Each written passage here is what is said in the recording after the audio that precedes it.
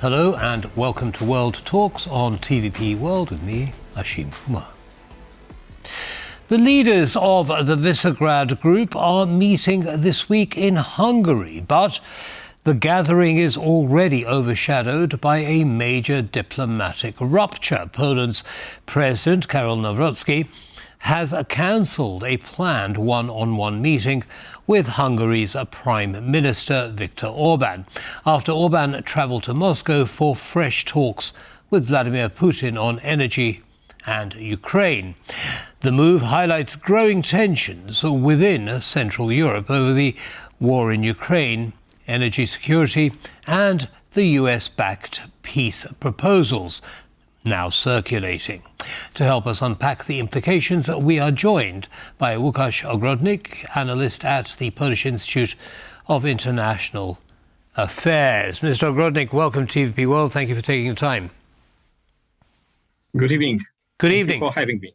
It's a pleasure. Now, before we kick off, there is a short soundbite that I'd like to share with you, and then I'll get your view on it. It's from Mr. Marcin Przydacz, Secretary of State, Head of International Policy Office of the President of Poland. So it should be coming up now. President Karol Nawrocki consistently advocates for seeking real ways to end the war in Ukraine launched by Russia, referring in his policy to the legacy of President Lech Kaczynski, who emphasized that Europe's security depends on solidarity, including in the field of energy. President Nawrocki decided to limit the program of his visit to Hungary exclusively to the summit of the presidents of the Visegrad Group in Esztergom, in light of Prime Minister Viktor Orban's visit to Moscow. Together with the presidents of the Czech Republic, Slovakia and Hungary, he will discuss security and cooperation in the Central European region. OK, first, your thoughts on that soundbite, Łukasz. Well, the annual meeting of presidents happened, but not according to the predominant plan. There was also a bilateral meeting here with President Orban on agenda. But as mentioned, last Friday, Viktor Orban traveled to Moscow, not for the first time after the full Russian invasion on Ukraine. So it's not surprising that Viktor Orban is having good political ties with Russia, but for some of his partners that could be risky. Not that the risk is connected with a perspective that, to use the words of Milan Kundera, Czech writer, that Visegrad will be kidnapped.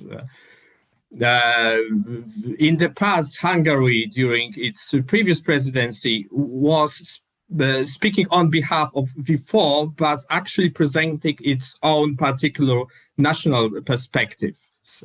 I think that in this particular situation, it could be misused by Viktor Orban. He could have used his partners, regional partners, to legitimize his pro-Russian acting posture. Well, but how would that... I think the risk was advertible. Well, gosh, how would that happen? I mean, OK, Slovakia and Hungary aside, there is pretty much unity across the European Union on, Russian aggression and the need to get Russia out of Ukraine. So I don't think that EU leaders are ready to legitimize Orban's visit. By any means, and as you say, it's not Orban's first visit to Putin, but it is the first time that President Nawrocki has refused to meet him on the sidelines of the Visegrad Four. So what was different this time for President Nawrocki? Well, nevertheless, President Nawrocki traveled to Hungary. In November, he visited Prague, he visited Bratislava. So with visiting Hungary, he concluded this part of his foreign travels in the region, and meeting with Prime Minister Orban wasn't a must. So that's the choice of Mr. President Nawrocki in this case. Yes, but it wasn't a must. But it was typical for them to meet. The fact that he actually pulled out, I mean, it had been pre-agreed, but he pulled out. Does that show a split between Nawrocki and Orban in areas we hadn't expected? So, for example, they hold similar views on membership of the EU, but clearly here, President Nawrocki made clear he doesn't agree with Orban's closeness to Putin. Would you agree? Well, V4 presidents today were trying to focus on commonalities, on common denominators, on competitiveness, infrastructural development. But it's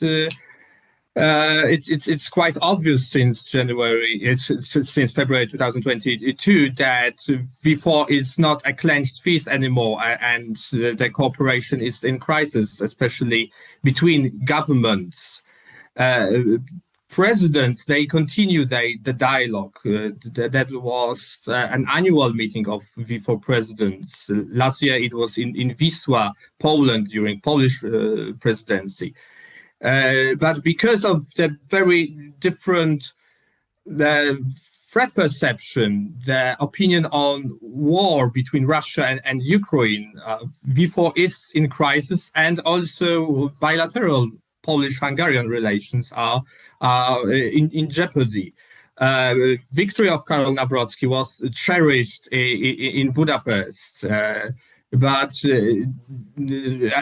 Viktor Orban had for sure high expectations when it comes to the future of Polish-Hungary relations, but perhaps he has to wait, and we have a new dynamics also in V4. We have April parliamentary elections ahead in Hungary. We are after elections in Czech Republic. Today also there was another regional summit. The Slavkov Triangle met in Bratislava, Austria, Slovakia and Czech Republic on the level of parliamentary speakers.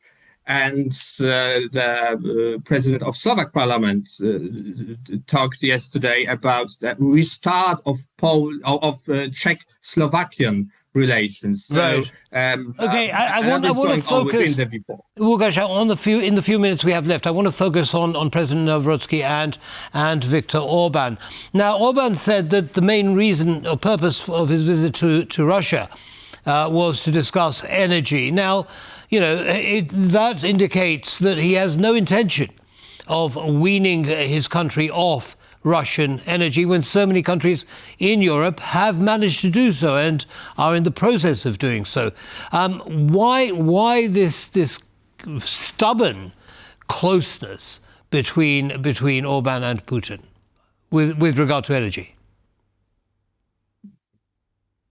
Well, even more than that, in November, Viktor Orban visited Washington, and Hungary was removed from American sanctions on Łukasz for a year. So it shows, and the last visit to Moscow, his visit, it shows a lack of political will to reduce dependency on Russia. Perhaps Orban is hoping that after war one day ends, he will have a better suitable position as a bridge builder, perhaps between Central Europe and Russia. Understood. That's now, part of the game. In the last minute or so that we have left, Łukasz, what do you see of the future of the Visegrad 4 countries? Is this a format that you believe will continue in the way it is at the moment, does it have any value? Well, it's for sure in serious crisis. It was based on a governmental level, and most of activities were between governments, before governments. Last summit of the four prime minister was in early 2024. The same when it comes to foreign ministers. And we shouldn't overestimate today's summit of V4 in Hungary, President Summit, because it happened last year, 2 years ago, and 3 years ago. So the cooperation continues despite the crisis. Visegrad isn't over yet. It will keep going, in your opinion. Is that right? It will, but it's in serious crisis, right. Honestly. Okay. So it's not working as it used to be. Not as it used to. Thank you very much, Łukasz Ogrodnik, for sharing your analysis with our audience. Have a good evening. Thank you. Bye-bye. And that brings us to the end of this episode of World Talks. But as always, don't go away. Lots more coming up. Goodbye.